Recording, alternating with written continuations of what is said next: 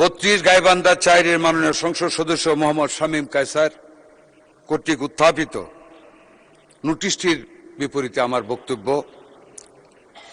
মাননীয় সংসদ সদস্য, আপনি জানেন যে সবার জন্য স্বাস্থ্য নীতির আলোকে বর্তমান সরকারের লক্ষ্য হল সার্বজনীন স্বাস্থ্য সুরক্ষা নিশ্চিত করা এবং প্রত্যেক নাগরিককে মর্যাদা ও সম্মানের সাথে স্বাস্থ্য সেবা প্রদান করা।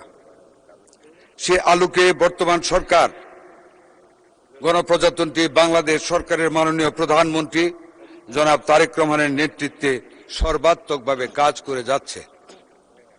মাননীয় স্পিকার, গাইবান্ধা জেলার গোবিন্দগঞ্জ উপজেলা হাসপাতালে বর্তমানে 50 শয্যার সেবা কার্যক্রম চালু আছে। হাসপাতালটিকে 50 শয্যা থেকে 100 শয্যা উন্নীতকরণের লক্ষ্যে ইতোমধ্যে স্বাস্থ্য ও পরিবার কল্যাণ মন্ত্রণালয়ের অধীন স্বাস্থ্য প্রকৌশল অধিদপ্তরের মাধ্যমে অপারেশন প্ল্যানের আওতায় নতুন ভবন নির্মাণ সহ অবকাঠামোগত উপজেলা স্বাস্থ্য পরিবার পরিকল্পনা কর্মকর্তা কর্তৃক বিগত 6 অক্টোবর 2024 খ্রিস্টাব্দে তারিখে হস্তান্তর গ্রহণ সম্পন্ন করা হয়েছে। বর্তমান জনবল ব্যবহার করে নতুন ভবনে স্বাস্থ্য সেবা চালুর দিক নির্দেশনা প্রদান করা হয়েছে। অতি দ্রুতই নতুন ভবনে সেবা প্রদানের কার্যক্রম চালু হবে ইনশাআল্লাহ। এছাড়া 100 শয্যার হাসপাতালের জন্য প্রয়োজনীয় জনবল নিয়োগের নিমিত্ত অতিরিক্ত পদ সৃজন ও যন্ত্রপাতি সরবরাহের কার্যক্রম চলমান রয়েছে। মাননীয় সদস্য জনাব মোহাম্মদ শামীম কায়সার, আপনি এ বিষয়ে একটি প্রশ্ন করতে পারবেন। নামে মিল আছে বিদায় সম্পূরক করা যাবে না, একটা প্রশ্ন করতে পারবেন দয়া করে। ধন্যবাদ। আসলে অভাগা যেদিকে যায় সাগর শুকিয়ে যায়। মাননীয় স্পিকার, আমার ওই প্রথম দিনেও মানে গত 15 তারিখে আমার 8 নাম্বার তারকা চিহ্নিত প্রশ্ন ছিল। স্বাভাবিকভাবেই সম্পূরক এবং আরো রিকোয়েস্ট নিতে নিতে সেটা আসেনি। এর পরের দিন মাননীয় স্পিকার 3 নাম্বার মানে 11 নাম্বার প্রশ্ন ছিল, সেদিন সংসদ আর বসেনি মাননীয় স্পিকার। যাই হোক, এরপর আজকে আসলাম, দেখলাম 42 নাম্বারে আছে, সেটাও শেষ। তো এখন যে কথাগুলো বলার ইচ্ছা ছিল সেটা তো বলা যাচ্ছে না, আপনার কাছ থেকে ক্ষমা চেয়ে নিচ্ছি। মাননীয় স্পিকার, আমি মাননীয় মন্ত্রী মহোদয়কে যেটা বলতে চাচ্ছি, আমাদের ওখানে গোবিন্দগঞ্জে আপনার 10টি অবকাঠামো সহ এবং 7টি অবকাঠামোবিহীন উপস্বাস্থ্য কেন্দ্র আছে এবং 69টি কমিউনিটি ক্লিনিক রয়েছে। তো মুশকিল হলো যে আমি এবারকার ওই ঈদ পরবর্তী যখন আমি ঘুরতে গিয়েছিলাম এলাকায় জনসাধারণের সাথে, একটি কমিউনিটি ক্লিনিকে আমি পশ্চিম গোবিন্দগঞ্জে আমি পরিদর্শনের জন্য গিয়ে মোটামুটি গিয়ে ওখানে অসুস্থ হয়ে পড়েছি।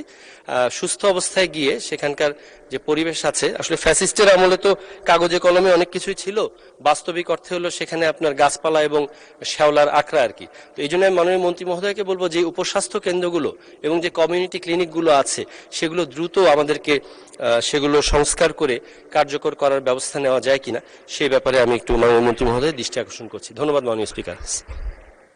ধন্যবাদ। মাননীয় মন্ত্রী।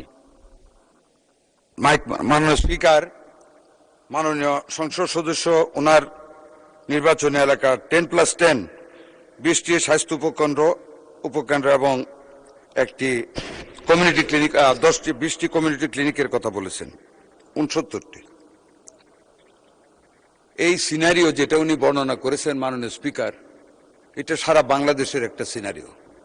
বিগত ফ্যাসিস্ট সরকারের আমল থেকে নিয়ে যে লুটপাট স্বাস্থ্য খাতে হয়েছে, যেই ধরনের অব্যবস্থাপনা হয়েছে, এতে কোথাও চলমান কোনো প্রজেক্টও মাননীয় স্পিকার কোনো উন্নয়নমূলক কাজ হয়নি।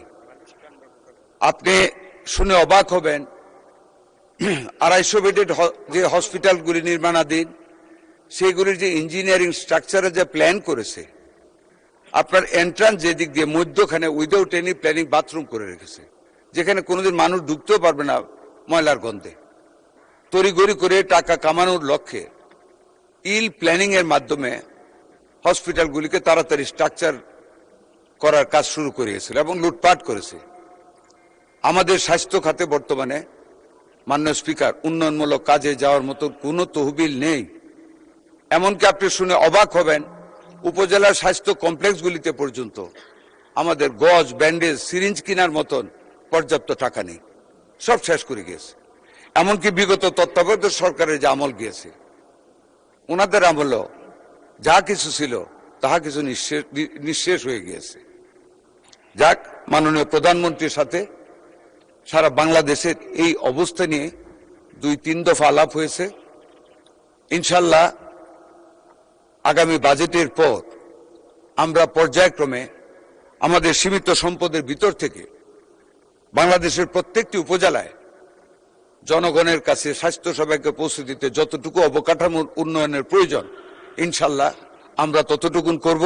মাননীয় সংসদ সদস্যের নির্বাচনী এলাকা অবশ্যই তা থেকে বাদ পড়বে না, বরঞ্চ উনি যে কবিতার সঙ্গে কথা বলেছেন আমি মনে রেখে একটু বেশি গতিতে ওনারটা করব। ধন্যবাদ মাননীয় স্পিকার।